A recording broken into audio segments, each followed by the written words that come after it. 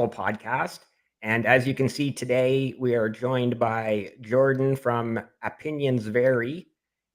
Beautiful US flag there behind you. And as you see, I put up my Canadian flag here. And I mean, we're Yeah. going to keep it docile and friendly for sure. But I know that we're going to have a great discussion here from both sides. They're basically just an average Canadian talking to an average American, because, at the end of the day, these trade wars, it all boils down to us. At the end of the day, we're the ones going to be footing the bill on both sides of the border. So Right.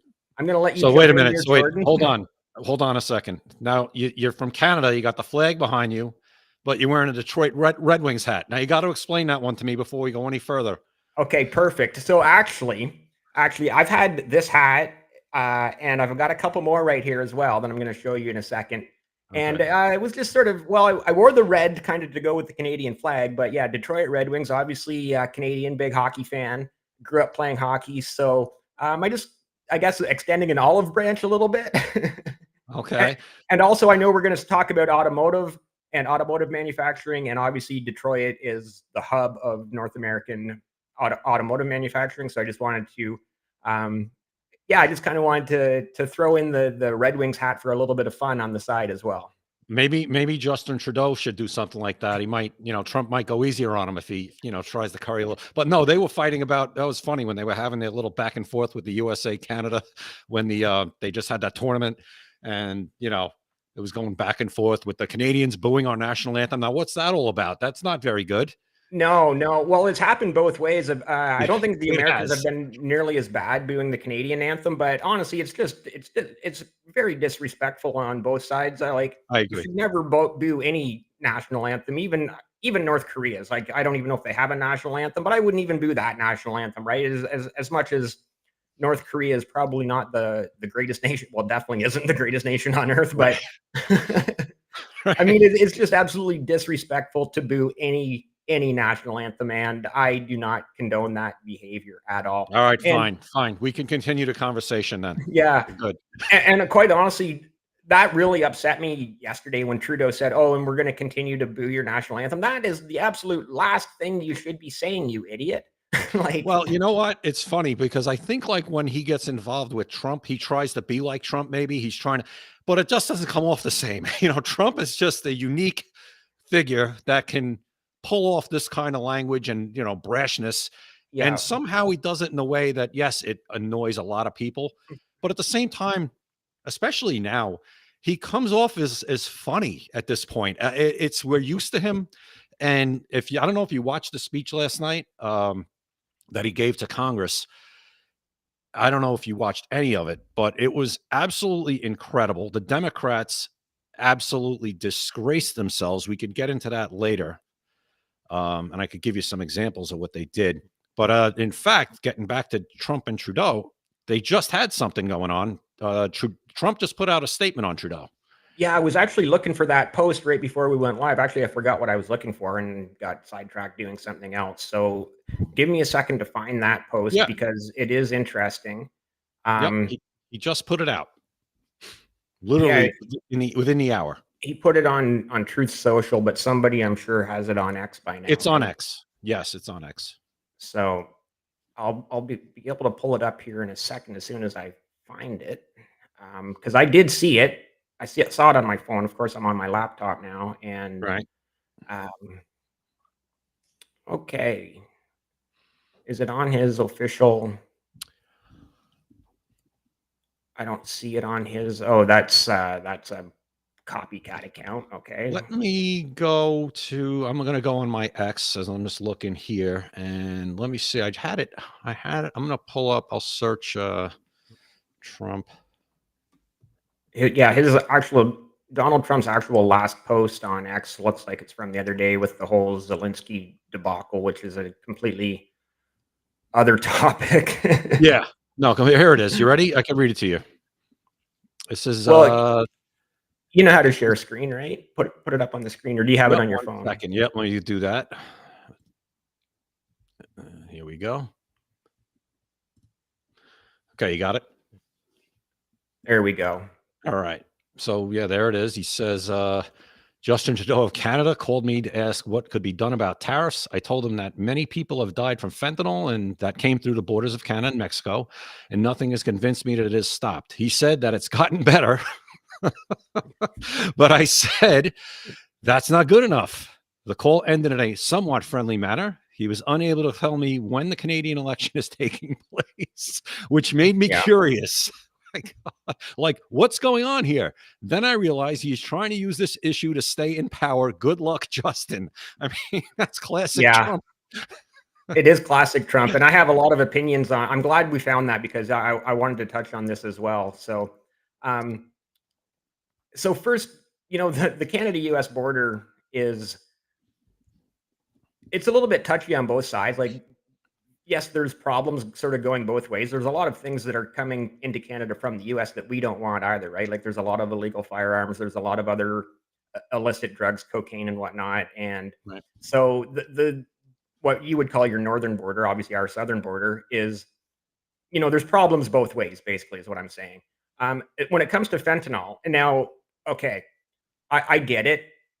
Even the tiniest amount of fentanyl can kill people. So when you say, oh, you know, they've seized 1 pound of fentanyl coming across the Canada-US border. And it's like 1 pound doesn't sound like a lot. And then you put that into perspective and you're like, oh, but that could still kill like 100,000 or 1 million people or whatever the number is, right? Like, right. So I do get that. But at the same time, we're going like, okay, like 1 pound or 1 kilogram coming in from Canada, and how many thousands of kilograms are coming in from the Mexican border. So, there is that. I also wanted to touch on the end of that statement because you and I were kind of talking about it yesterday, and most Americans probably don't understand or realize like how the Canadian elections work.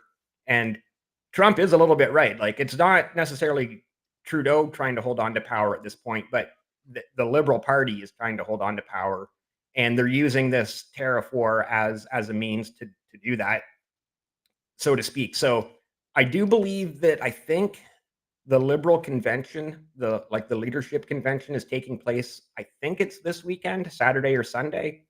So that means there will be a new leader of the Liberal Party who automatically becomes the Prime Minister of Canada because the Liberals are still in power, which it does suck. Like, okay, somebody that we haven't voted for is suddenly going to be the Prime Minister. Right. And this has happened a few times in the past. And traditionally, they call an election immediately because they're like, well, that's the right thing to do. Right. Are the Liberals going to do that this time? I can't guarantee that. It's kind of like you're saying, it seems like he's this tariff, quote unquote, war. He's using kind of like the thing with Zelensky, who's in an actual war, to not have an election. And he's going to say, well, we really don't want to, we need to be stable right now. And we don't want to change leadership in the middle of this tariff war now, do we? It's kind of like, is that what you're thinking he's doing? That's part of it here. I'm just trying to, I don't know. I've got like 4 different X profiles on here. I think this is that's the one I want to share. Oh, that's the guy, Mark Carney. He's the Liberal that will take over.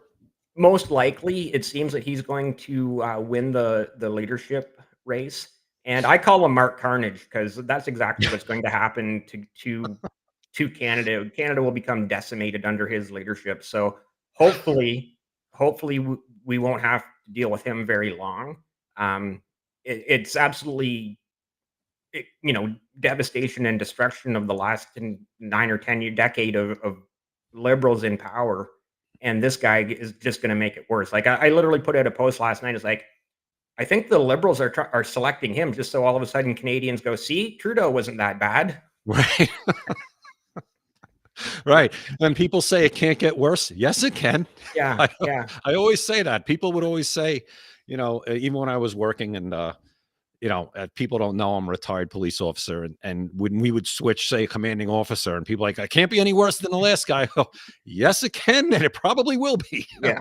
And I was usually right 90% of the time. Once in a while, you get somebody and you're like, oh, this isn't too bad. But most of the time, you hated the person that was there. And then the next person you said, oh, bring the other guy back. Yeah. Yeah. Right. So. But that name, Mark Carnage, you know what? You probably beat Trump to the punch on that one, because that would definitely be the nickname he would give him. Well, please, everybody, repost this if you're on X, or share it on YouTube, and get it as far as it takes to get it to Trump so that he knows that his name is Mark Carnage. There you go. You take credit for that one. I would love to. I would absolutely love to. Yeah. So, and he's got it like what should be an impressive resume. Harvard graduate, former governor of the Bank of England. I think he was the governor of the Bank of Canada at one point in time as well. And so, like, basically, he should know better, but he just doesn't see. Oh, and here's another problem with him. Sort of the biggest problem is he holds 3 passports, and he hasn't lived in Canada in over a decade. So he holds an Irish and English, UK, and a Canadian passport. And he's even said like he's more European than Canadian, and it's like, okay, well, okay. And Unbelievable. he's also very much aligned with the WEF, and I would love to hear your opinion on the World Economic Forum. All right. Well, if you're going to get into that, I mean, here's what I think. If Trump doesn't like it, then I know it's no good. That I'm not. When you get into this type of stuff, you're better off with Stock Mom on your. If you really want to go deep into that, because when I don't know something, and this is how I always operated, if I Yeah, didn't know too much about something, I would say, "I'll get you the answer later." But as right. far as that goes, listen, Trump mentioned last night he pulled us out of the WHO, he pulled us out of the Paris Accords, and all this stuff.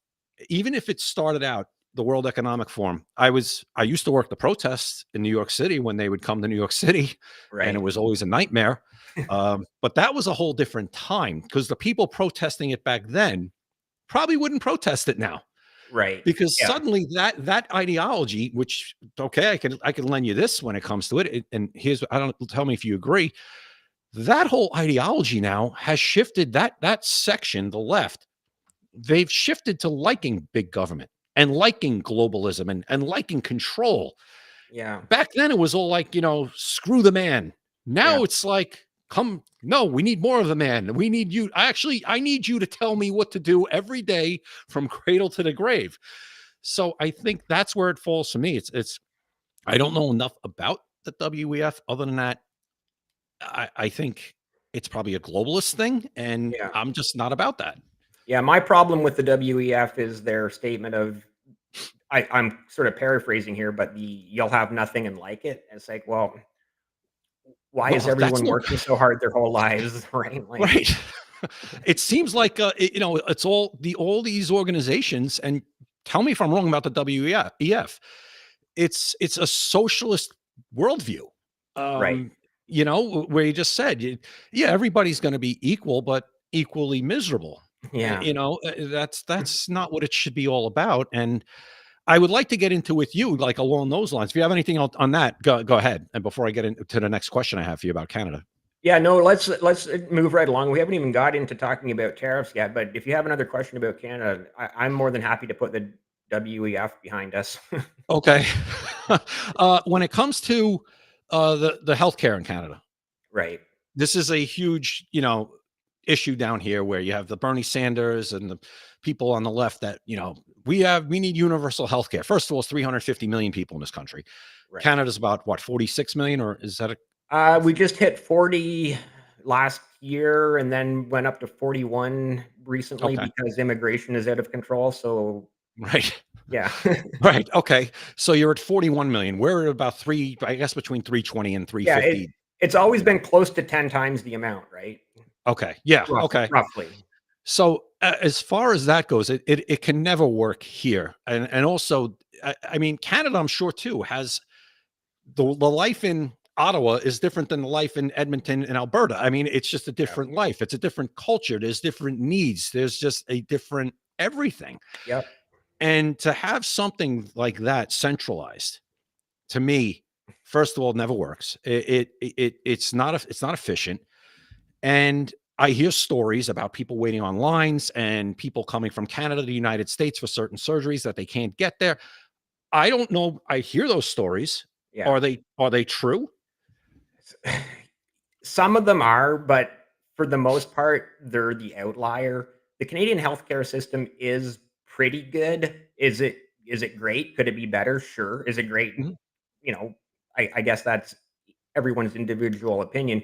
But sort of to go back to your first point about it being centralized, it's actually the responsibility of each province. So each province takes care of their own healthcare. Now Okay. they do get payments from Ottawa because every Canadian taxpayer pays into it. Like it's not free healthcare; it's taxpayer funded healthcare. Nothing's free. No, Yeah, nothing's free. right. Right. Right. Right. Of So course. but I mean, at the end of the day, the last time I was at the hospital, I was in the ER to have, I think, a tick removed or something. I go in, I show them my health card, they remove the tick, I walk out. That's the end of it. There's nothing else. There's no forms. I don't even think there's forms to fill out. Right. There's no bill. Like there's nothing, right? There was another time I was at the hospital where um, I don't want to tell you the whole story because it's a little embarrassing, but I had like a CAT scan, an X-ray, I think maybe an MRI, like, taking up all these resources of doctors, nurses, technologists, radiologists, whatever they're all called. And again, at the end of the day, I showed my health card on the way in and I walked away after it was all said and done. Right. So, um, Right. and I often joke online. I don't know if you know Dividend Boomer, but uh, he's a Canadian, and he's done all right for himself in life. So I quite often say that his taxes pay for my health care. Right. Right. Yeah. I mean, of course, we have our issues here. With the insurance companies. I personally, I have absolutely top notch insurance. The best. That's what I got with my job, and now that I'm retired, I have that for the rest of my life. My whole Right, family has it. My kids until they're 26, Allison's girls till uh, they're 26, and me and Allison, forever. right. Thank God. But that's not everybody. And yes, there's a lot of problems here. But to do the same thing, I can't see it working here. And especially when you have an open border, like you said, you need to either have a closed border where your people, they're going to pay taxes and they're paying for this, and it goes to them. Hmm.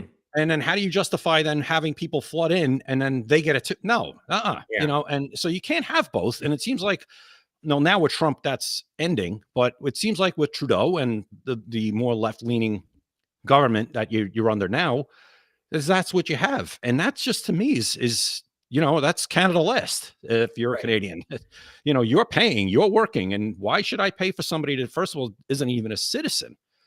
I'm not saying they should pass away on the street, but comes a point where you say, okay, we took care of you now, but now you got to go home. Or come back the right way, you know?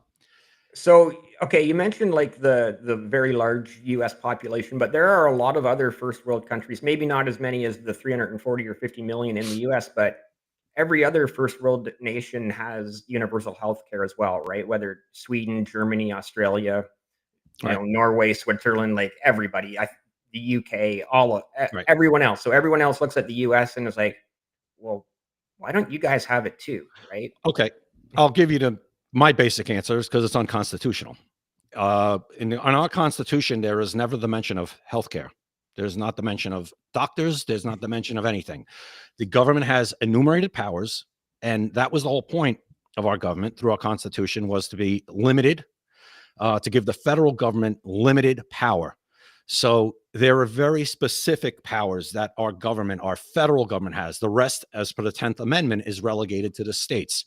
If a state, like you said, each province in Canada, I didn't know that. So that's interesting to me that each province does it, but then they do get funding from the Ottawa. Right. But I think that's why it might work, because you do have each province kind of running it the way they feel best for their province. Am I correct? Yes. Yes. Okay. So to me, that actually makes a little more sense. Um, but for us, it's completely unconstitutional. Obamacare is unconstitutional. The way it got through was, we have our Chief Justice of the Supreme Court, John Roberts, who is supposed to be a Republican, but he's really not. And he somehow, changed it that it was a while ago, but he kind of was the final say where Obamacare survived. Right. And it's still not universal health care, but it's the government basically putting its thumbs on the scales of who gets what and this and that. And unless you're a private employer, which, mine was I wasn't a private employer, but I was a state employee. But if you have a private employer, like, a private sector company, they'll provide insurance through a bunch of companies Mhm. where there's at least some competition. That's the thing. And if you look at the premise of universal healthcare, it's based on the complete life system where, if you're my age now, I'm 51. I'm Oh, considered. 1973, we're the same age. Oh, there you go. Okay, perfect. So we're considered kind of past our prime. Yeah, We're put us not into the pasture. right. We're not the government isn't so concerned about us staying healthy at this point. We're at the point now where they're saying, we got what we got out of you. Right, We need to keep those 16 to 45-year-olds healthy. right. And it's kind of like saying, like, we're going to put our resources more into them. And it's as you get older, especially, where they'll say, if you get really sick, God forbid, we'll just make you comfortable. Yeah. And then sayonara. We're not going to spend our resources on keeping you alive. And the same goes for children. Children haven't produced anything right now. Children, you're a loss. You're a net loss for the government. You're not producing anything. You're not You're paying costing. taxes. Yeah, Right. You're not exactly. So as a management model, it makes absolute sense. But as right. a human model, it's barbaric. Mhm. And that's really how the system survives. It can't survive otherwise, especially if you don't lock your country down tight. Where you see these, you mentioned Norway and all these other countries. Try to get into Norway. Yeah. Yeah, Yeah. try to immigrate into Norway and see what happens. They pay, I guess, you hear 60% tax rates or whatever they pay high. But at Mhm. the end of the day, if that's how they want to do it, that's fine. But at the end of the day, their citizens are getting the full force of that money that they paid back to them in their services. Right. That's the only way it's sustainable. And in the United States, it just wouldn't be sustainable here. Now, before we move on from healthcare, because we do want to get into this whole tariff trade war. That's the whole point of Yes. this. We're already Yeah, I over know. 20 minutes I in. know, but I'm interested in this stuff too. It's really it's really good. I Go just ahead. want to, okay, so you said the reason the US doesn't have universal health care is because it's not unconstitutional, but you Yeah. used the word yourself while you were explaining it, the word amendment. The Constitution has amendments. Like Could be everyone amended. talks about the First Amendment and the Second Amendment all the time. Yes. So, Okay. You would have to the amendment process. Yes, the Constitution can be amended. That was part of it too, and amendments, of course, have been added over the decades and the centuries. Yes, a right. couple. 200. The United States is going to be 250 years old in a year. That's So right. yes, we had amendments added.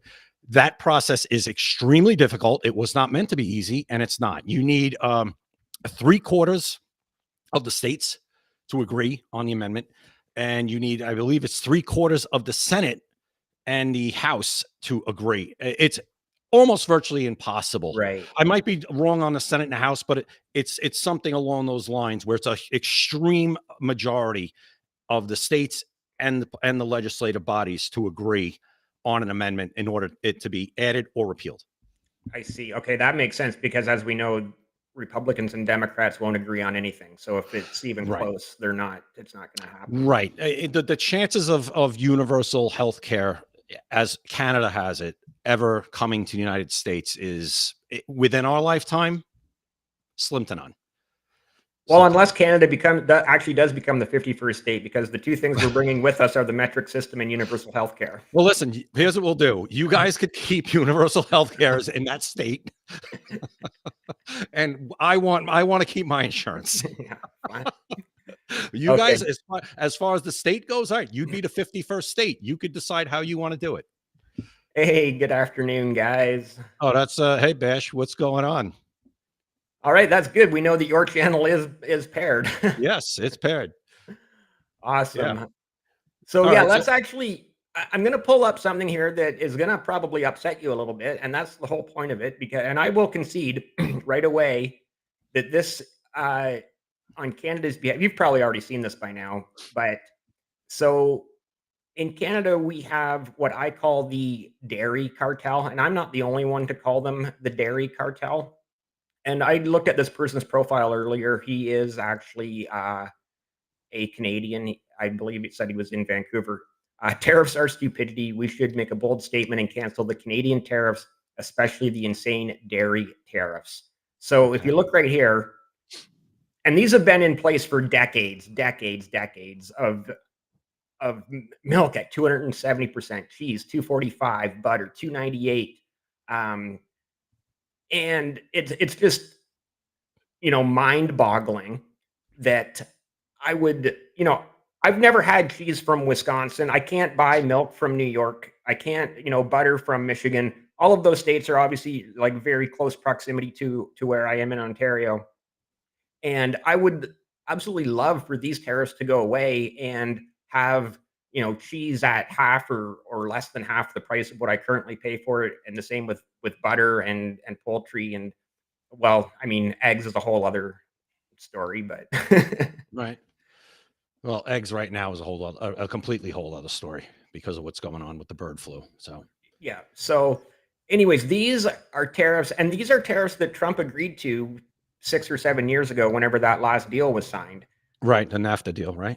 Yeah, well, the new NAFTA, or we Yeah. call it CUSMA, the Canadian U.S. Mexico Agreement. Okay. And so, yeah, some of these tariffs are insane. If you look further down that list, lumber. So the U.S. has always had lumber tariff on Canada as well, and that's just probably one that should have just been eliminated, going both ways years Right. ago. So Right. I don't know. Any initial thoughts on this? I never knew that. Yeah. I mean, uh, should they just all go away? What would it cost Canada if they went away? Well, so obviously, like I said, the dairy cartel, this is very obviously very protectionist, and it does protect Canadian dairy farmers. And so, would Canadian dairy farmers be able to survive without this protectionism, without these protections? I think so, but I'm not a dairy farmer, so I don't know. Would it Right. be a lot more difficult for them? Because, like I said, they would suddenly be competing with Wisconsin cheese and Michigan and New York, and anywhere else that in close proximity, right? Right. So it's very difficult to say if the Canadian dairy farmers would survive, or would it suddenly be just all U.S. products, because all of a sudden, instead of paying, you know, $5 for 4 liters of milk in bags, I would be paying like, $3 or whatever it is, right? Like, Right. or cheese, like 400 grams of cheese is about, I think at Walmart you on sale, you can get two for like $9 or $11, which, and they're usually like 400 grams. So 400 grams is just shy of a pound. 400, I think it's 454 grams is a pound. So, I mean, at the end of the day, would it be nice to have some more competition from the consumer's point of view? Definitely. Yeah. Um, yeah. So, I mean, as I said, I didn't know about any of that. I mean, yeah. that to me, it's, I mean, seems excessive. Right. Yeah. Yeah. I mean, those are big numbers. And as far as the lumber goes, do you know what the tariff that we charge for lumber? Is it reciprocal? Is it 20%? I think it might be 20 or 25. Okay. I think it's similar. And like I said, at the end of the day, if it just went away on both sides, that would probably help both countries and the lumber industry on both sides of the border, right? Well, Like, the thing we have the problem, what Trump says about the lumber is the regulations. We just can't cut down. We have so many trees in the states like Washington, Oregon, that area in the Northwest. And there's so many, I guess, the environmentalists, and they give a lot of right. problems. But again, we would have enough trees. Really, we wouldn't Yeah. even need any from Canada. And that's what he's trying to do. He's trying to basically, I guess, take the leverage, any leverage Canada might have with lumber, if they do, You're right. and say, no, we'll just provide our own lumber because we have enough, really, for if we just let us cut it down. you Yeah. know? Like, I mean, and obviously Canada has way more than we need, right? Like, 40 million people, and sure, trees don't grow way up north in the tundra, but, Northern Ontario is all forest. New Right. Brunswick is all forest, except for the potato farms. Um, and lots of other areas like BC is all mountains and forest. A lot of Western Alberta is mountains and forest. But I would think, okay, so I'm sure that the U.S. would have tree planters, because obviously that's what we do is you cut down trees, but then you send out these 20-year-old kids to go camp in the woods for 3 or 6 months in the summer, and plant trees all summer long, right? Or spring and summer. So I don't even because know. I don't even know if they do that, but that's what they do in Canada. yeah, you have to replenish, You have right? to You can't. replant it. But you're saying, why don't they, all those trees that you, or those areas that you were just talking about, that is just forest? Yeah. Are they, is that area uninhabitable? But could it be cleared and be habitable? So yes, like New Brunswick could be cleared and habitable. Uh, Northern Ontario is actually very mineral rich. So if it were cleared, it would be, and some of it is cleared for mining. So you get some of it going in and getting clear cut and then mines developing. But developing a mine is a decade to 2 decade long process as well, Right. right? Right. We've had, so in Northern Ontario, there's a thing called the Ring of Fire. And so it's mineral rich, nickel, copper, gold, probably silver, who knows, everything, right? Zinc.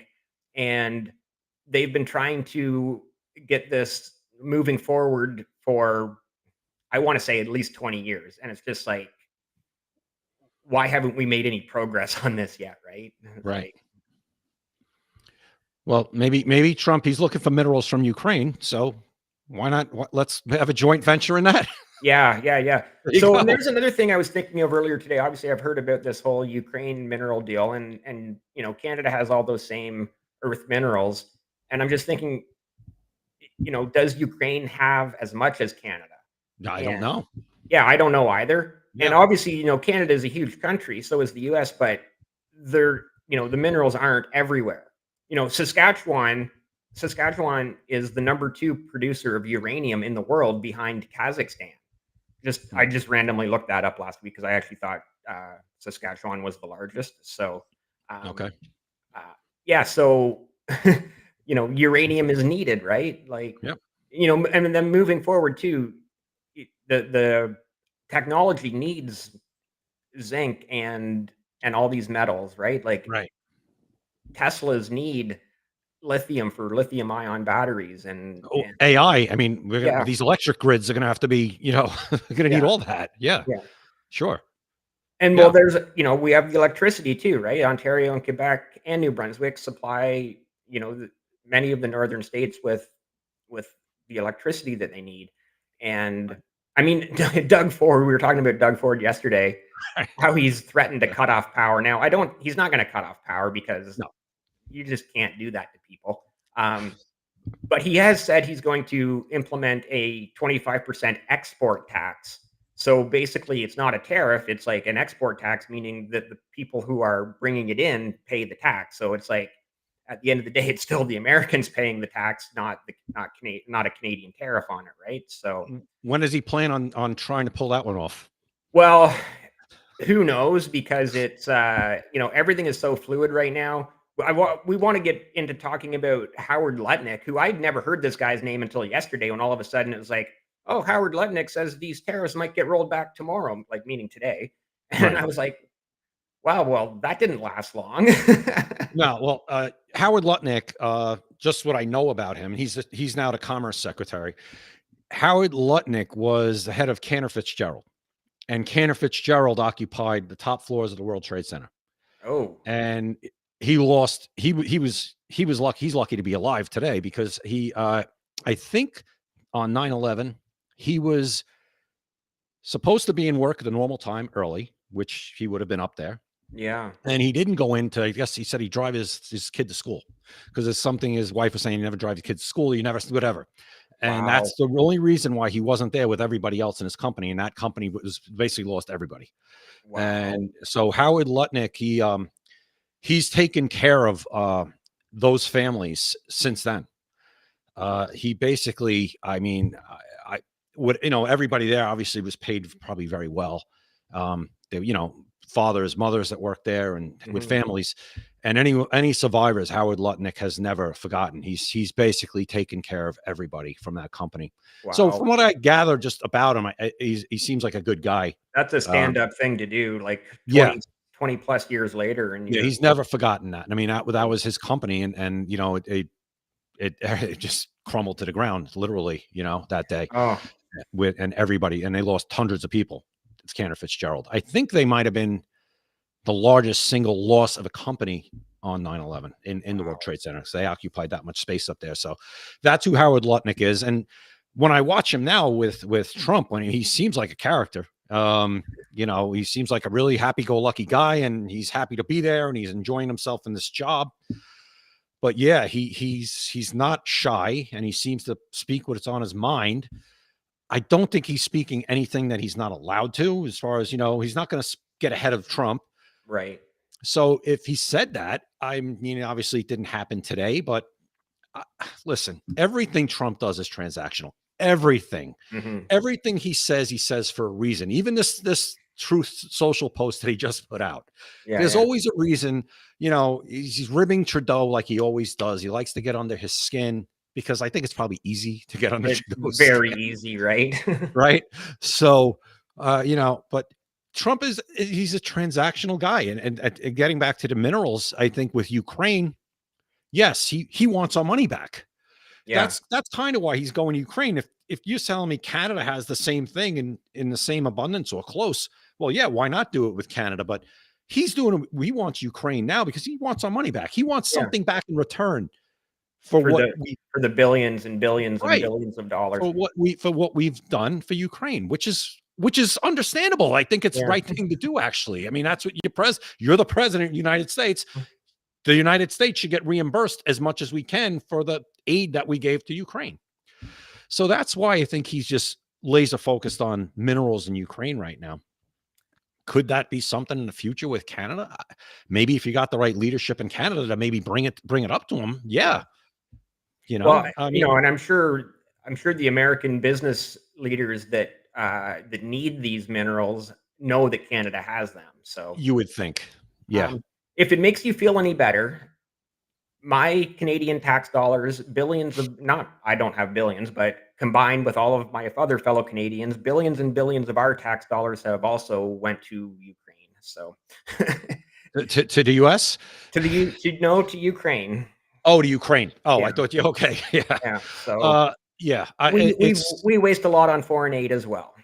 Oh, yeah. Well, I mean, and suddenly today, Trump is trying to shut down all foreign aid right now. And now the Supreme Court came out and said he's got the money that's already been allocated, he has to send. So, but going forward, I think after this, our aid program, the USAID is going to be a lot different than it has been, because he read off during his speech last night a litany of things that Elon Musk has found. And it's the amount of money and the amount of ridiculous programs that it's going to. It's you think you were as an SNL skit. It's incredible. When SNL was funny, Yeah. SNL has a chance to be funny again with all of this great content. Just like the comedy should be writing. No, wait a minute. SNL, when Biden was president, there was content 24/7. But they would just not touch it because he's a Democrat. Yeah. There was plenty of content when Joe Biden was president. Joe Biden and Kamala Harris. I mean, that's content 24/7. Yeah. And people are kind of tired of the Trump act. It's all right. We've seen it. And here's the problem, Dave. Here's the problem. The problem is that they hate Trump so much that it doesn't come off as funny. It comes off as hateful. Dana Carvey back in the day could make fun of, George Bush, and he could make fun of a Democrat. Yeah, and Bill Clinton or George Bush, there was no sides. It was just like, and that was the whole point, right? You're a comedian. Anything funny somebody does, whether I agree with them or not, that's material for me. Yeah. That's how I make my money. That's how I put food on the table. I'm going to use that. But it's come to the point where it's become hateful, and people are turned off by it. Even if they don't like Trump, it comes to a point where, like, all right, it's kind of like enough, right? Enough is enough. So, Caroline Leavitt's getting back to the tariffs.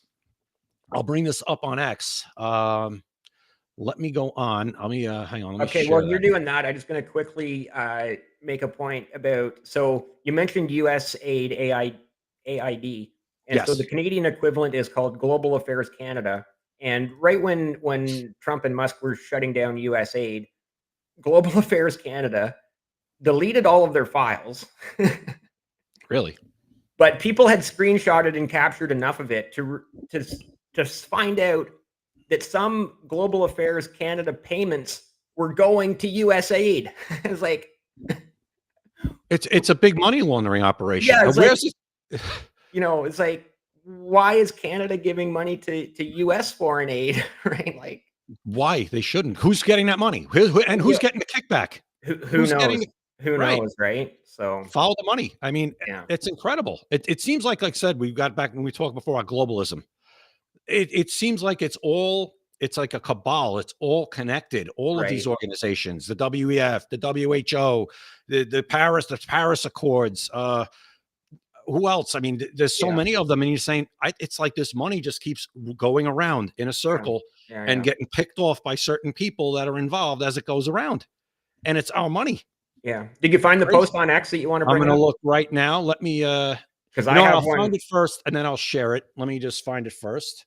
Okay, Uh, well, yeah, you let go me. ahead and do that. I've got one to share as well, but I'll let you bring yours up first. Okay. On. Join the chat and let us know your thoughts. I was hoping the chat would be a lot more lively. I thought it was going to be quite People are honest. still at work if that still exists. Oh yeah, I forgot about that. I Yeah. forgot, I forgot about that part. Yeah. If people still work. All right. I found it here. Let me share it here, Yeah, and then I just and have I'll to. play it. So this question's coming from a reporter. All right. So it's coming from a reporter. I'll play it in a second. And, it's one of those questions in the way he is where it makes you realize you don't despise the media enough. So let me play that and we'll listen to this. Are we going to get Maybe ask. demonetized? No, we shouldn't. Okay. This type of stuff I play like on my channel all the time. This is just news stuff. So we shouldn't. Okay, sounds good. If we do, I'll pay you back. Okay, well, yeah, all 4 cents. Yeah, exactly. All right, here we go. We spoke with the big three auto dealers. We are going to give a 1-month exemption on any autos coming through USMCA.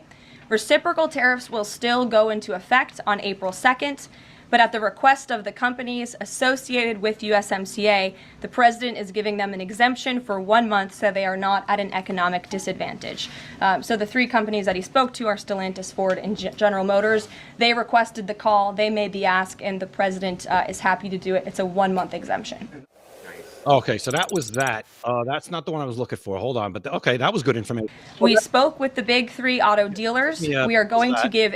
So that was actually good information. Yeah, that brings it back to my Detroit Red Wings hat, actually. And there you go.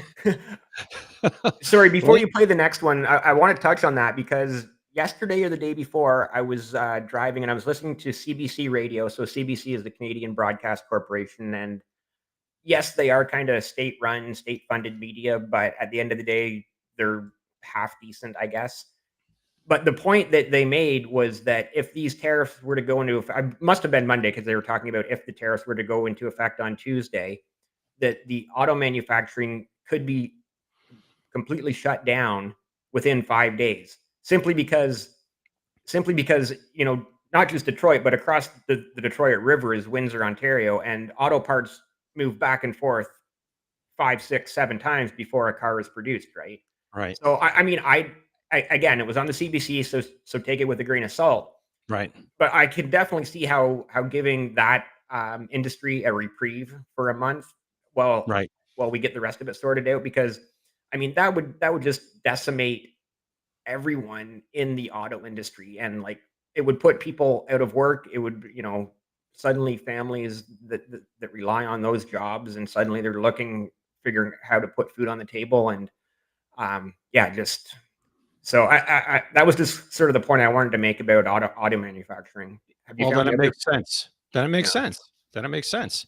Well, let's see what this one is. This is all coming down as I'm looking for it. So this looks like looks like we got additional exemptions possibly. All right, let me Pull share that up. that. Let's put that one up. See what we got here. The president. It's been a month, but he's working hard every single day to do just that. Follow up on the carve out. Sorry to cut you off there. The U.S. imported $43 million worth of eggs from Canada. I know you mentioned some of the exemptions when it comes to automakers. Will there be any other carve-outs, including for eggs? We know prices are soaring for Americans. The president is open to hearing about additional exemptions. He always has open dialogue, and he'll always do, what's right, what he believes is right for the American people. But again, as for the egg crisis in this country, the president is wholeheartedly committed to ensuring we're increasing our egg supply, and we're also bringing down cost. And it's been a month. All right. Everybody gets a chicken. Yeah.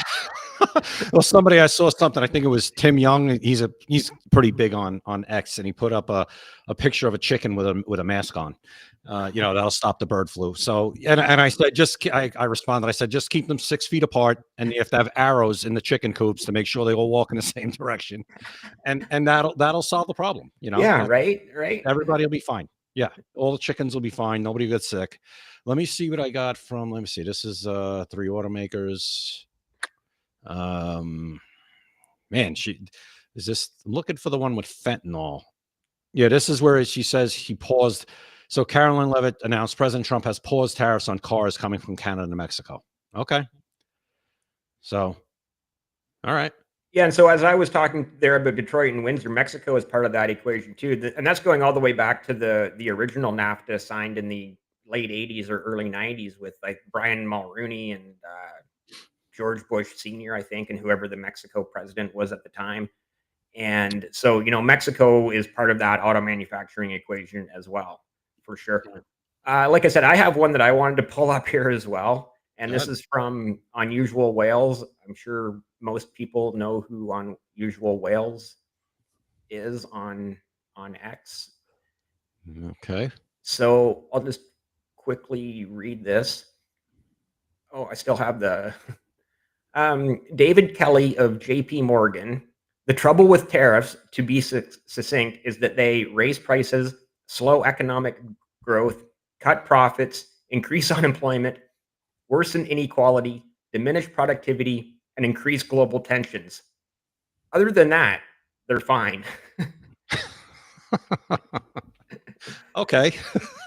Not a big fan of tariffs. No. So that's not a big fan. Yeah.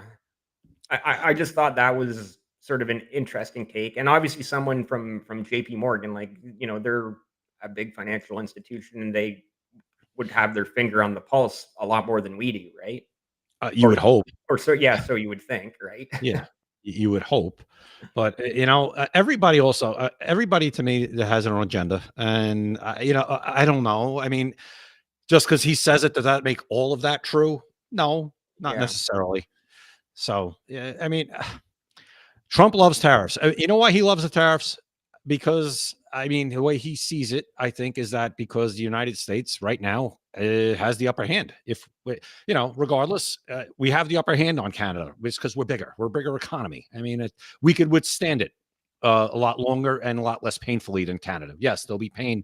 But, of course, we would withstand it more. We're just a bigger country. We have a bigger economy, bigger, right. Period. Like I said, California is like the 4th largest economy in the world. So it's just math.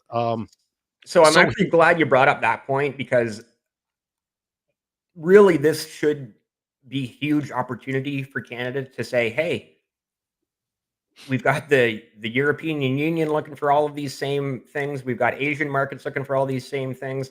Is it as convenient to sell it to the U.S.? Obviously not. The U.S. is right there. And the reason that those relationships haven't been developed in the past is just because the U.S. has always bought it. They're right there. They take it. It's like, why wouldn't you sell it to that person that's like right there, ready to buy it, right?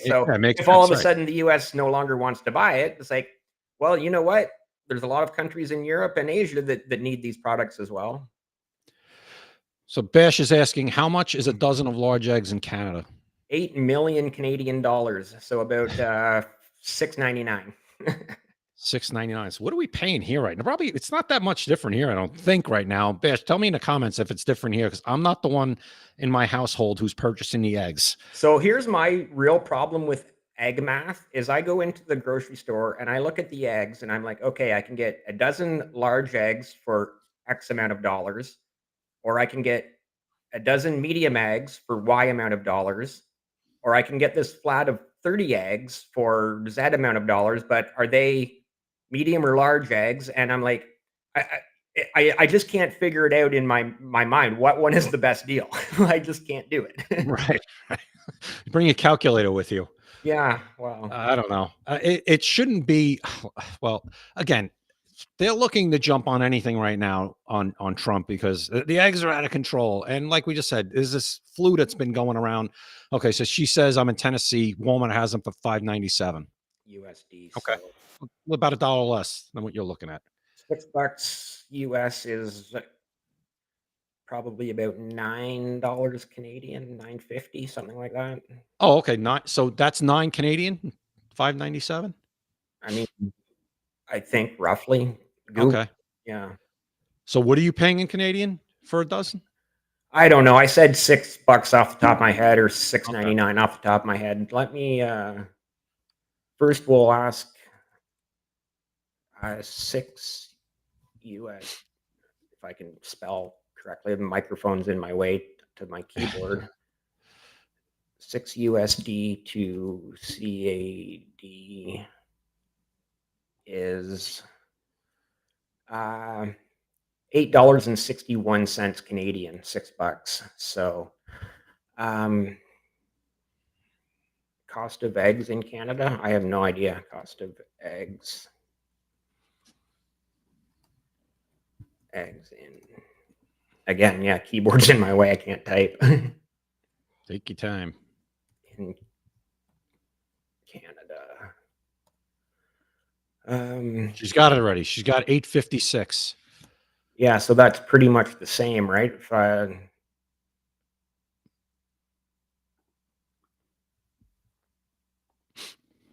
$8.56 Canadian.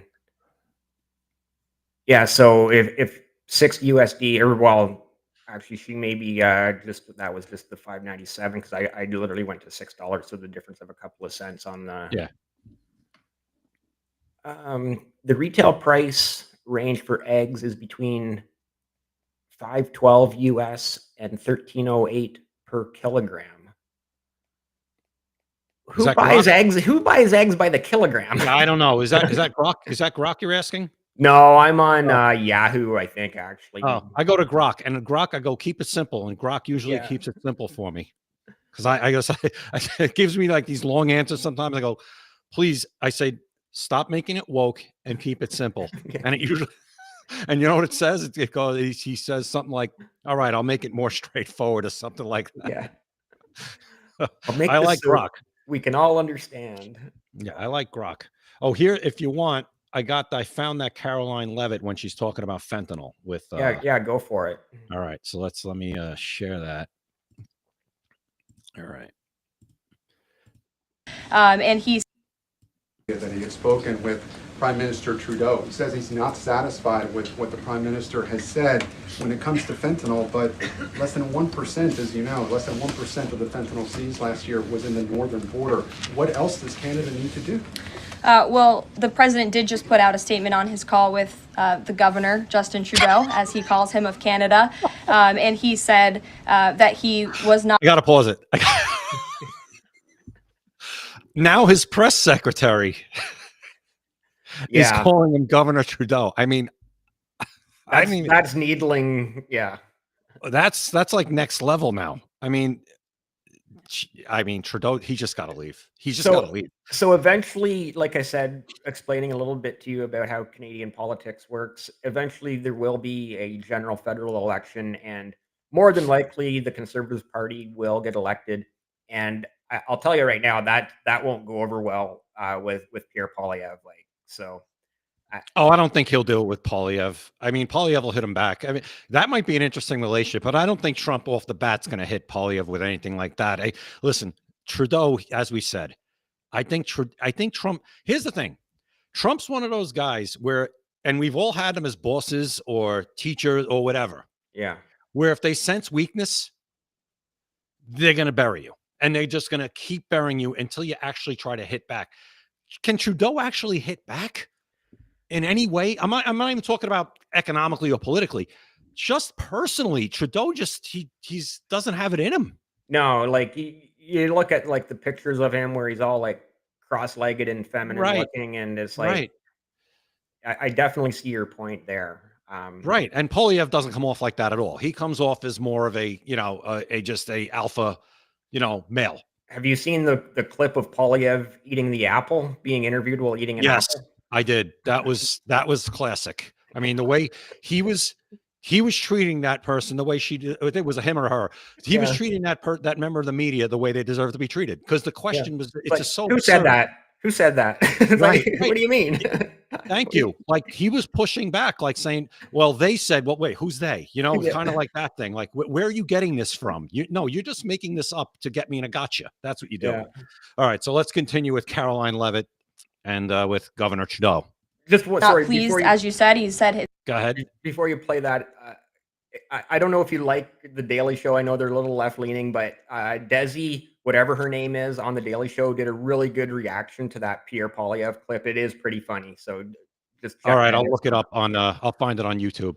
Yeah. Because no, I'm not a fan of the Daily Show. Jon Stewart, I agreed with him once. I'll get to you. I'll get to that after. Yeah. After we watch. Well, this again, on- like I said, whether you agree or disagree with them, I do find them to still be more humorous than the other talk shows, and like you mentioned, Saturday Night Live. So Yeah. Oh no, no. Yeah, it's been bad. It was bad even before they went, into their Trump derangement syndrome. But it's yeah, been bad for a long time. That's my opinion. But listen, some people still like it. That's fine. It's a free country. it's not good enough. He told Prime Minister Justin Trudeau that directly. The call ended in a somewhat friendly manner, as the president said, but he's not going to stop standing up for the American people. And to answer your question directly, when it comes to fentanyl, for the last 4 years, unfortunately, our neighbors to the north and the south, Canada and Mexico, respectively, have allowed America to be a dumping ground, not just for illegal aliens, but for illegal, poisonous, deadly fentanyl, which is now the #1 killer of young people in this country aged 18 to 34. Through the northern border in Canada, in last fiscal year alone, there was enough fentanyl seized to kill 4.8 billion people. And that number is up 2,050% from 2023, the year before. So there's been more than a 2,000% increase in illegal fentanyl seizure at the northern border. Why? Because Canada is allowing that fentanyl to come to the United States. The president sees these numbers. He thinks about the lives that are lost. And everybody in this room, I'm sure, everybody watching at home, everybody across the country knows someone in our lives who has been killed at the hands of this deadly poison. There needs to be repercussions for that. The president feels very strongly But about it. Caroline, respectfully, it's just 43 pounds that were found last year. That's less than a carry-on suitcase. Is that a lot of fentanyl compared to, say, Mexico, where the vast majority of the fentanyl is brought in through Mexico, not Canada? So what else does Canada need to do? Well, I just told you, last year alone, there was a 2,000% increase in illegal fentanyl. But it's only 43 You're asking pounds, me, Carol. you're asking me for what the president's justification is for these tariffs. It's not up to you. You're not the president, Gabe. And frankly, I think it's a little bit disrespectful to the families in this country who have lost loved ones at the hands of this deadly poison. If you talk to them, and this president has, they are grateful that they finally have a president who is standing up to both Canada and Mexico, and most importantly, to China as well. The president added an additional 10% tariff on China because this deadly poison is being produced in that country. It's being distributed through our neighbors, and there needs to be consequences for that, period. Okay. So Wow. there you have that. So yeah, like I was mentioning earlier, that it's a relatively small amount. That one reporter mentioned 43 pounds, which is minuscule compared to what's coming in through the Mexican border. But at the same time, I get that. It's like 43 pounds of fentanyl can kill, like I think she said, 4.8 billion people. That's half the planet. That might be a slight exaggeration, but at the end of the day, it's still, whether it's a million people or a billion people, it's Right. way too many. And Right. so I get that. But here's what I want to ask you. Okay. Yep. So when I travel into the US and I drive to the nearest border crossing, because I'm Right. not going to enter the US illegally, I have a valid passport. Right. You're not going to come through the woods in Minnesota. Well, I know places where I could, but I'm not I'm going to sure do there that. are. I'm sure there are. Yeah. So when I get to the border, though, I don't talk to a Canadian border agent. I pull up and talk to a U.S. border agent.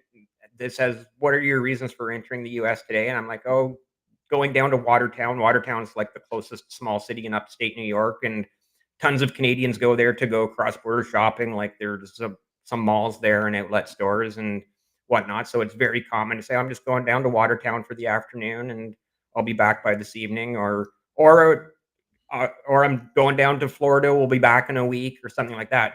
But Right. it's a U.S. border guard that I'm talking to. So why is it Canada's responsibility stopping this coming into your country? Should it not be the U.S. Border Patrol's responsibility? Well, I mean, it's a good point. Why should it get there in the first place? That's that's your cop thinking. That's your cop brain thinking, Yeah, isn't it? exactly. Why, if you say you, which of course you're not, Yeah. was with a backpack of fentanyl, how did you even get that? Why do you have that? And the same thing you could say for us with when you say weapons are going across. Yeah. You know, I don't want to use the G word, you know, because Because we're on God YouTube and we'll get shut down real fast for using right, that God word. forbid, God forbid. But you could say the same thing, like, well, you know, why are the G's getting like, why do you have the G to get it across my border? Yeah. So I think on both ends, if that's an issue for Canada, they could make that same argument. But the thing with the G, that can only, you know, delete so many people at once. Fentanyl is deleting a lot of people, and it's Thousands, deleting tens of a lot of thousands. young people, and it's a lot, and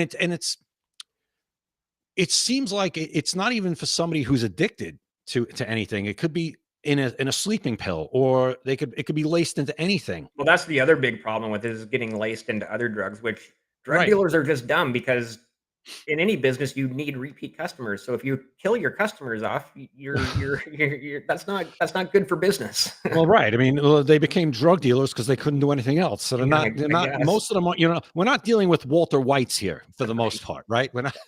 We're not. You know, and we all know who that is, right? Breaking Bad.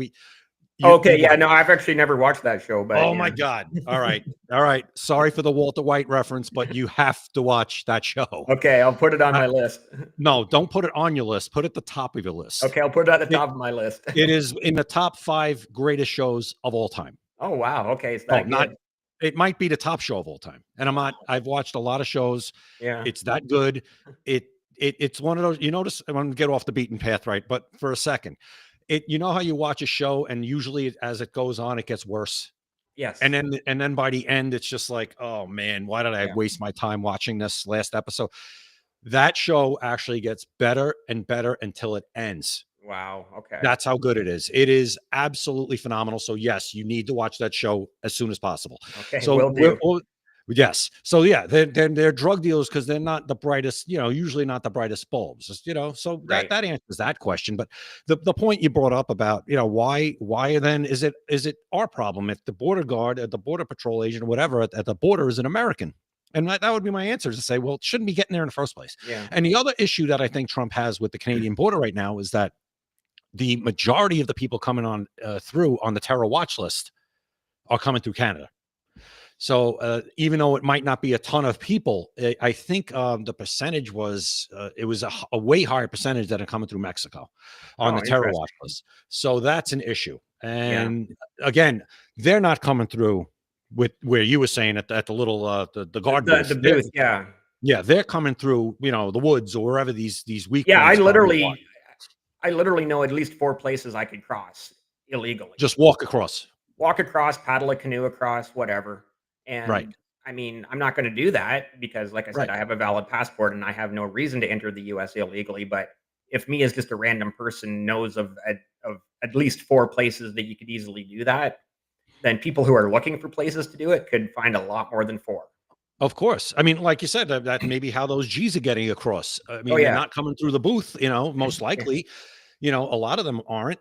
The fentanyl, like what I'm hearing is even in Mexico, they're coming through in these trucks through the border. I mean, through the guard booth, because there's only so many trucks that could be inspected and cars that could be inspected, and stuff's going to slip through. So that's kind of the point. We're like, hold on a minute, Mexico, hold on, Canada, you got to stop it before it gets to my border where Right. it could be, you know, where it could sneak through. I think that's kind of the issue.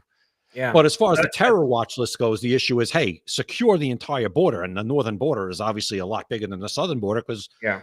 it just runs the entire length of the continent. And there's no water in the way, so that's a big project. Just the Great Lakes and the St. Lawrence River, but for the most part, That's there's no water.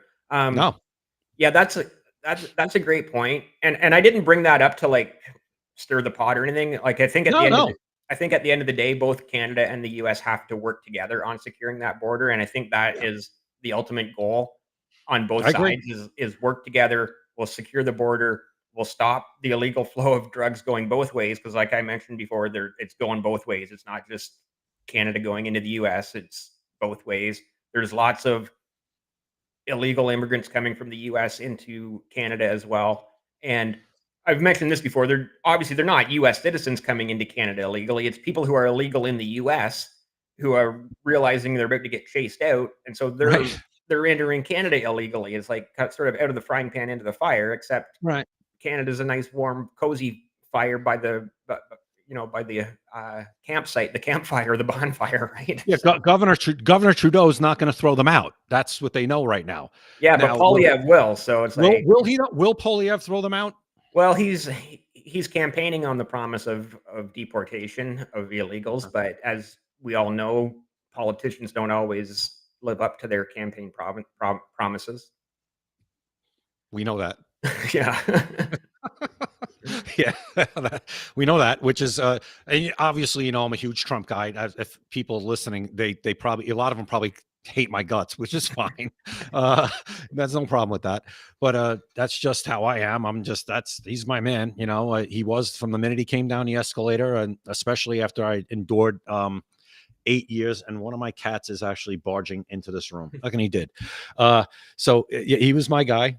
And after Obama, because right away when he came down, he was saying everything I needed to hear. And he was saying everything that people wanted to say. And was like, whoa, he's talking the way I talk. And this is the stuff I've wanted to say. And that's something that the people who just can't process him never get, never understand it. How like, I get it. He's brash. He's arrogant. He's narcissistic. But you know what I say? In order to be the president of the United States or Canada or any country, you have to be narcissistic. A little bit, yeah. You have to be. There's no way you can't think you're the greatest person in the world and everything revolves around you. And, there's nothing nothing's going to hurt me. I have to have the skin like an alligator, nothing can hurt me. And, and people just, he definitely triggers something in people. And they call it Trump derangement syndrome, and it's real. It is absolutely real. And I really think the first person that comes up with a pill to make it go away will be a very rich person. Right? Yeah. Wow. It's I mean, and if you want, I could move on. If you have anything else, go ahead. But if you want to real quick, I just wanted to touch on last night, the behavior of the Democrats. But if you got something else, go ahead. And don't worry about stirring the pot with me. You don't have to worry about that. I've just got one more fun thing for closing out where I want to show you my other hats before we close out. So yeah, let's jump into what you wanted to say. And sorry, to answer your question from an hour ago, I did not watch it, but I did hear a lot of it in the background. So I wasn't like fully focused on it, but I did kind of get a gist of a lot of what he was saying. Okay. As far as I can, and obviously, again, I'm a Trump guy, but when he screws up or somebody in his administration screws up, I will call it out. I thought last night he was as good as he's ever been. He was, and the thing is with Trump in this term, he's been through a lot, obviously. He's having fun, and that drives them crazy even more because he's actually enjoying himself. And at this point, they can't lay a glove on him. What are you going to do to him? You've done everything. Yeah. You impeached him twice in his first term. The guy survived a couple of assassination attempts. The guy was convicted of, 34 felonies. You tried to throw him in jail. What are you going to do? It's basically now at this point where he's just like, they can't touch me. And it's driving them crazy. And last night he was just, you could feel that from him. And he was just rattling off win after win. everything that he's done so far, and it's been a lot. Nothing codified into law yet, except the Laken Riley Act.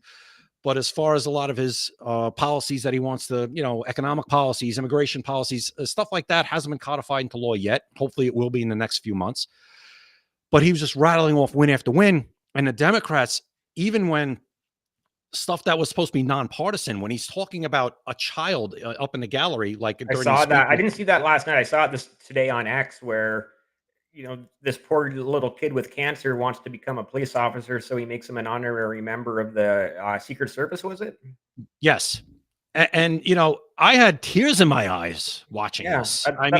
That's pretty special. And like you said, that should be done. Like everybody should say that's a great moment. Like there should be no argument. You're a human being. You stand up and you clap for that child who was supposed to be dead 8 years ago, but has persevered.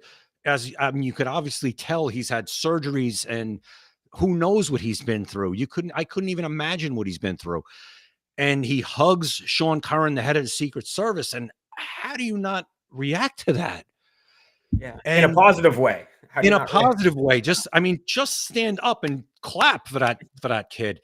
What a moment for him, right? And not standing up for the mothers of children, their daughters were killed by illegal aliens, not standing up for Jonathan Diller, who was a New York City police officer who was murdered, not standing up for his widow, not standing up for a kid who got into who Trump basically said, hey, he was a kid who applied to West Point.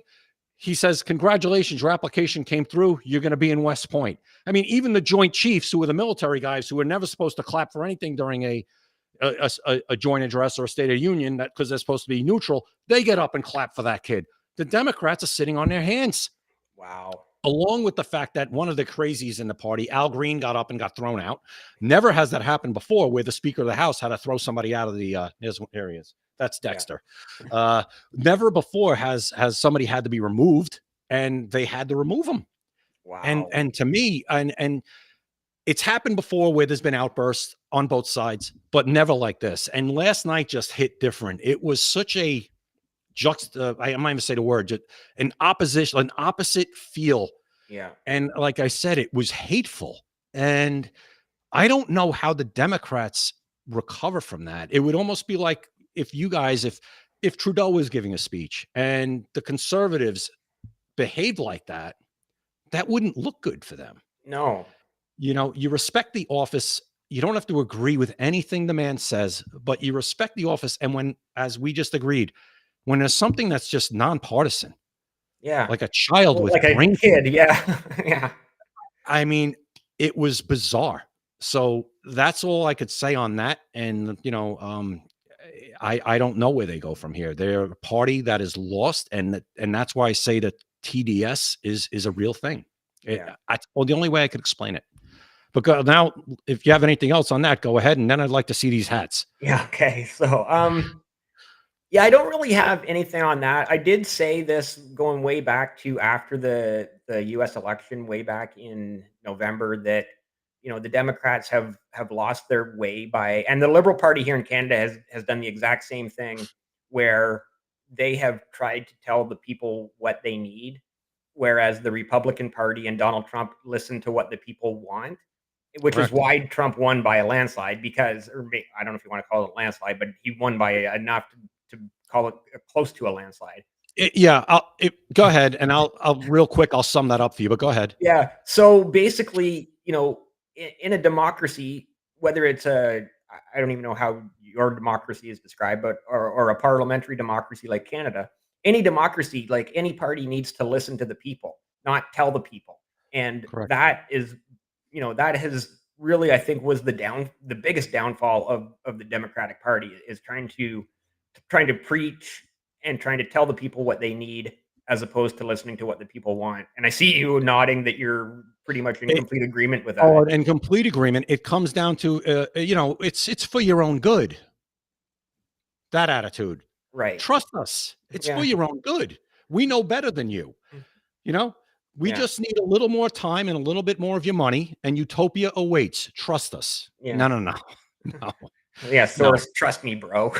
Right. No. And you're 100% right. And we're a republic. We don't elect the president is not elected democratically. He's elected via the Electoral College, where each state, based on population, gets a certain amount of electoral votes, and he has to add up to 270 threshold to win. Right. The reason why Trump's was a landslide, and it was, he won every state. We call them swing states, where they could go either way. He won every one of them, and by pretty decent margins. So he won every one of those. He shifted it to the right in 89% of the counties in this country. He shifted deep blue to blue, purple to red, and even, and red to dark red. So Right. everything kind of went in that direction because of what you're saying. Shifted People were right. they're sick and tired of being preached to. They're sick. Yeah. So this was a landslide for him to win the popular vote, even though it was by only a million or so, a couple, not a huge number as far as total amount of votes, but he won the popular vote, which isn't how we elect the president here. But he got that too. And a Republican hasn't done that since 2004. And for a Republican to win the popular vote in this day and age, you have these colossal blue cities, New York, Los Angeles, Chicago, Dallas, on and on, San Francisco, for him to win the popular vote in this day and age where you have these huge metropolises just chock full of dark blue. Right. That to me is why it is a landslide, because That's impressive, it's nearly impossible to do for a Republican at this point, and he did it. So that's why when people say it's not a landslide, it's not a mandate, no, it is. He shifted it that much. Yeah. So yes, and if you don't want to believe that, have at it. Be my guest. I think the thing is, to further your point, you look at the map of California. California is obviously a very blue, or is a blue state. But if you drill down and look at how many counties went red, it's like, oh yeah, the majority of California, in area wise, was actually red. But again, they went blue because, like you said, the large cities of LA and San Fran. And well, if you look at the map of the electoral map of the United States, it's all red, except for you see these blue dots. The territory is red. That's it. So no, that's a great point you made. It's basically telling you what you need instead of me telling you, no, this is what I need. You don't tell me what I need. I'm telling you what I want. That's the whole point of a democracy, right? Is the government is supposed to work for the people. Okay, I know that we've already been going for well over an hour, and I know that you need to get going. But for the next time we do this, and these are all American, because I wanted to show my. So first of all, I've had these hats for 35 years, like since the early 90s. I don't wear them very often. I've kept them in good shape. They're actually made out of corduroy. So there's that's Minnesota North Stars. Yeah. Minnesota North Stars before they went to Dallas. Before they moved to Dallas. Yeah. I always love that uniform, by the way, the Minnesota North Stars uniform. Yeah. This one is actually the one that I did wear the most back in high school. St. Louis Blues. St. Louis. So that was because I was a big Brett Hall fan back in the day, and I believe he was still playing with St. Louis when I was in high school. And then here's one for you. I don't know. So you're right there in or near New York City. Who is your NFL football team? My football team? Yeah. Well, when I still cared about football before the kneeling started, it was the Giants. I was hoping you were going to say that. It was the Giants. Yeah, it was the Giants. I mean, I've gotten to see the Giants win 4 Super Bowls. As far as hockey, I could talk to you about hockey all day. I don't really watch it as much as I used to really at all anymore. The same thing when it became political. I said, I'm a principled person when it comes to this stuff. And I said, I vote with I talk with my wallet. Yeah. I'm a New York Islander fan, and I grew up watching the New York Islanders. I mean, I live in Long Island, right? Right. Oh, so you had a great time in the early 80s. Yeah. I mean, when we were kids. Yeah. I was at, I didn't see them win. I wasn't at a cup winning game. The best playoff game during that era that I went to was when they went to their 4th straight cup. They beat Boston in the conference finals, and I was at that clincher when they went to that 4th straight cup. Wow. And Mike Bossy had a hat trick in that game, and Mike Bossy was, he's phenomenal goal scorer, one of the best natural goal scorers of all time, and he always gets lost in the conversation. Yeah, obviously, arguably the best goal scorer, just pure talent, pure sniper, pure goal scorer. it doesn't get any better. I mean, he only played for 10 seasons because he had a horrible back. And even in his last season, and I know it was a different era back then, you know, in the 80s with the scoring, but even in his last season, he scored, I think, 38 goals in about 65 games. I mean, and then he retired. You know, I mean, he's the only player that ever scored 50 goals nine seasons in a row, over 50. I think he got over 65 times in that period. He had 573 goals and 600 something. I mean, it's ridiculous. Yeah. But Mike Bossy was my favorite player. I mean, that team, Dennis Potvin, Brian Trottier, Billy Smith, Clark Gillies, and the role players around them. I mean, I'm biased, but I think it's the greatest team. Yeah, they were a damn good team. I'm not gonna knock them. Like, not many teams win four championships in a row in any sport. And went to a 5th straight final. Yeah. They won 19 straight playoff series. Yeah. That'll never be done again. Obviously, you can't keep a team together that long. I think there was 17 or 6, somewhere between 15 and 17 players on that team that were on all 4 of those teams that won. That's unreal. Because obviously in this day and age, that just doesn't happen in any sport with the way contracts are and all of that. And, Correct. and free agency and the way people move around. But back then it was a totally different era. Correct. No North American team has won 4 in a row since the Islanders. Hasn't happened. No. Hasn't happened. I don't even think in any sport. Nobody's even in hockey. Nobody's even won 3 in a row since then. I don't think. No, Edmonton never won 3 in a row.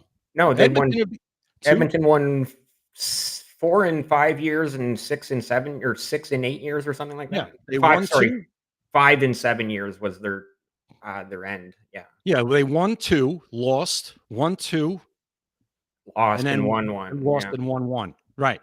So I mean, listen, that Edmonton team. I mean, look they at were those great teams. too. Oh my God. I mean, you look at those. Look at the power play. Who was on the ice on those Islander teams, and who was on the ice for those Edmonton teams?